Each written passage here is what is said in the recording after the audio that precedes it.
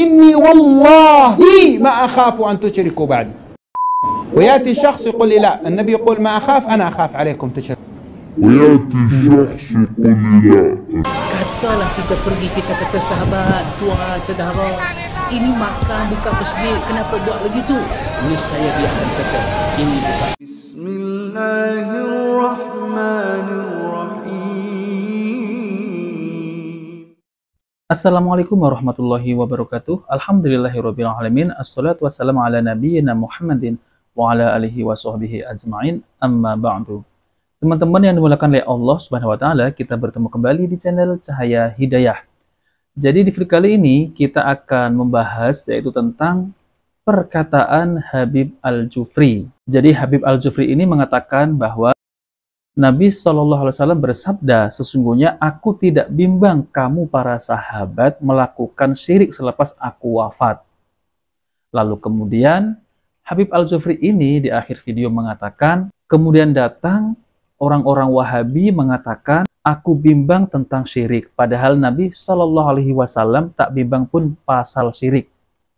Nah teman-teman, jadi kalau kita lihat ya keadaan umat Islam akhir zaman ini, itu memang sebagian ada yang belum paham yaitu tentang perbuatan mereka ini ada yang berunsur kesyirikan.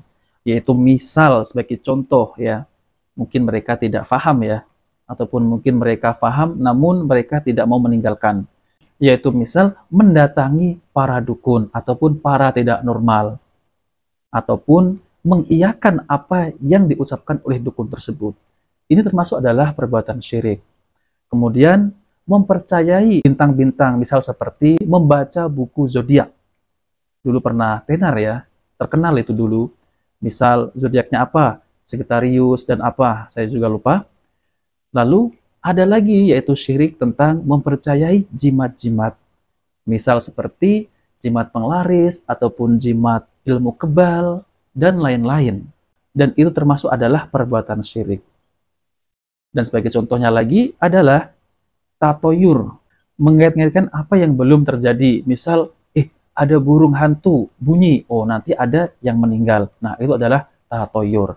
Nah, teman-teman yang dimuliakan oleh Allah Subhanahu wa taala, jadi saya akan tampilkan perkataan dari Habib Ali Al-Jufri. Oke, teman-teman, mari kita simak videonya ya. لما أقرأ في صحيح البخاري في 5 مواضع النبي صلى الله عليه وسلم يقول إني ما أخاف لا أخاف أن تشركوا بعدي. تمام؟ وفي رواية من روايات البخاري إني والله ما أخاف أن تشركوا بعدي، ولكن أخاف أن تفتح عليكم الدنيا كما فتحت على من كان قبلكم فتنافسوها كما تنافسوها فتهلككم كما أهلكتهم. ويأتي شخص يقول لي لا، النبي يقول ما أخاف، أنا أخاف عليكم تشركوا. ويأتي شخص يقول لي لا، النبي يقول ما أخاف.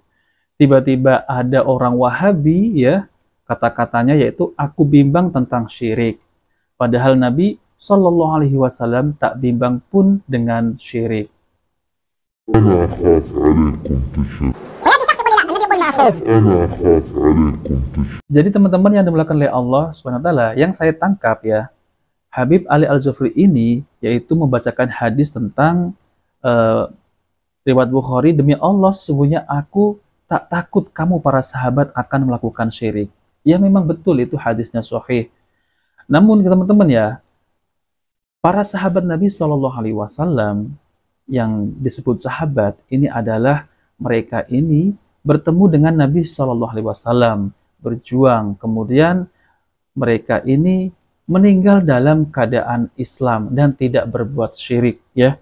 Memang benar para sahabat Nabi SAW itu tidak melakukan syirik.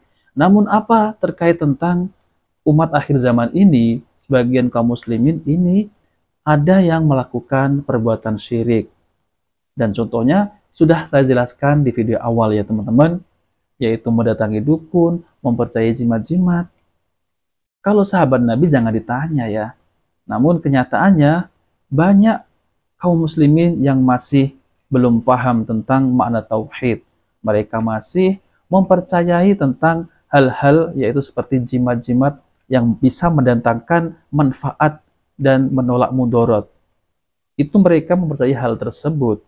Padahal yang bisa mendatangkan manfaat dan menolak mudarat itu adalah Allah Subhanahu wa taala. Nah, oke teman-teman, jadi video perkataan Habib Ali Al-Jufri itu sudah jelas ya teman-teman. Jadi saya akan jelaskan yaitu tentang macam-macam syirik yang masih dilakukan di tengah-tengah masyarakat. Nah, yang pertama adalah mempersembahkan salah satu bentuk ibadah kepada selain Allah. Seperti berdoa memohon kepada orang-orang soleh yang sudah meninggal, meminta pengampunan dosa, ataupun meminta dilancarkan rizki, yaitu dalam kesulitan hidup, dan meminta jodoh kepada orang soleh yang sudah meninggal. Dan ini termasuk adalah perbuatan syirik ya. Dan bahkan ada sebagian masyarakat itu mendatangi kuburan dan meminta kepada penghuni kubur seperti, wahai mbah, berikanlah aku keturunan, wahai mbah, berikanlah aku kelancaran rezeki. Nah, ini adalah tidak boleh. Bahkan ada yang menyembelih kurban, bernazar, tawaf, salat, dan sujud.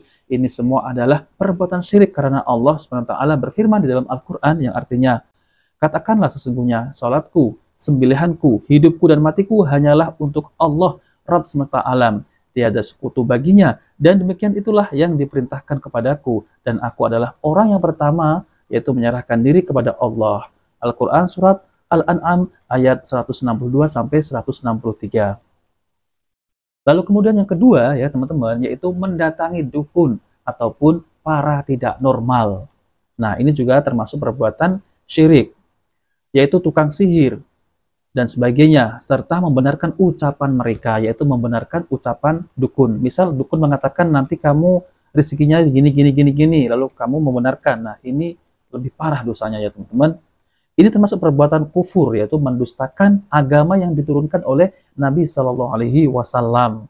Yaitu berdasarkan sabda beliau, Nabi Shallallahu Alaihi Wasallam bersabda, barang siapa yang mendatangi dukun atau tukang ramal, kemudian membenarkan ucapannya, maka sungguh dia telah kafir terhadap agama yang diturunkan kepada Nabi Muhammad Shallallahu Alaihi Wasallam. Kemudian yang ketiga, saya singkat ya teman-teman. Kemudian yang ketiga, berlebihan dan melampaui batas dalam mengagungkan Nabi Muhammad Shallallahu Alaihi Wasallam. Beliau Shallallahu Alaihi Wasallam sendiri yang melarang hal ini dalam sabda beliau Shallallahu Alaihi Wasallam. Janganlah kalian berlebihan dan melampaui batas dalam memujiku seperti orang-orang Nasrani, yaitu berlebihan dan melampaui batas dalam memuji Nabi Isa bin Maryam, karena sesungguhnya aku adalah hamba Allah. Maka katakanlah hamba Allah dan Rasul-Nya.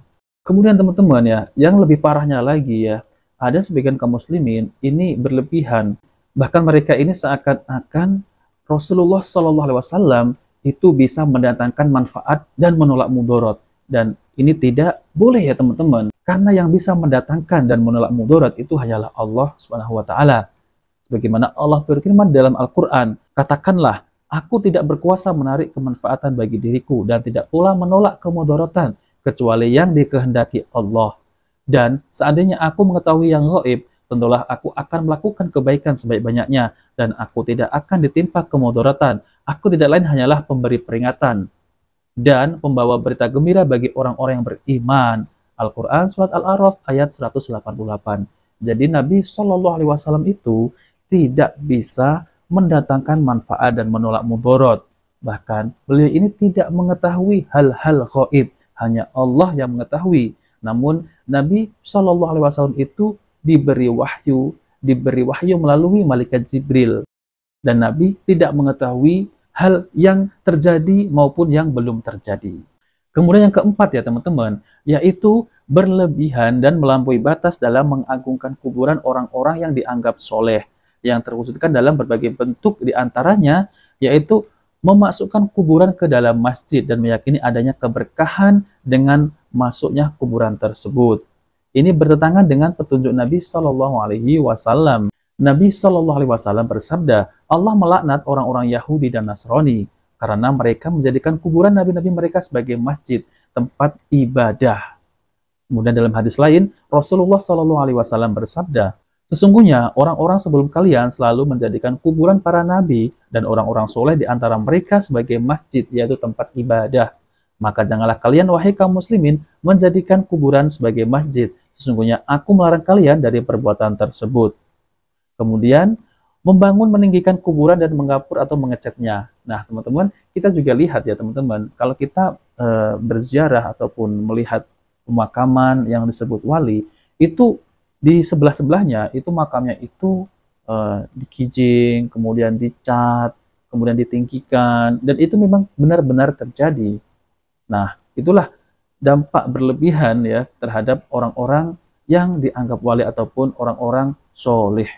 Kemudian Rasulullah SAW itu memperingatkan kepada umatnya. Nabi SAW bersabda, yaitu Rasulullah SAW melarang mengapur, mengecat kuburan, duduk di atasnya, dan membangun di atasnya. Teman-teman yang dimuliakan oleh Allah SWT, jadi sebenarnya itu banyak sekali ya teman-teman ya. Ini saya ringkas bagian kecil, yaitu adalah tentang terkait masalah syirik, tentang terkait adalah kesyirikan yang tersebar di tengah-tengah masyarakat. Ini adalah sebagai contoh ya teman-teman. Jadi kalau salah bisa dikoreksi. Nah oke teman-teman, jika video ini bermanfaat, jangan lupa like dan subscribe di channel Cahaya Hidayah. Wabillahi taufiq wal hidayah. Wassalamualaikum warahmatullahi wabarakatuh.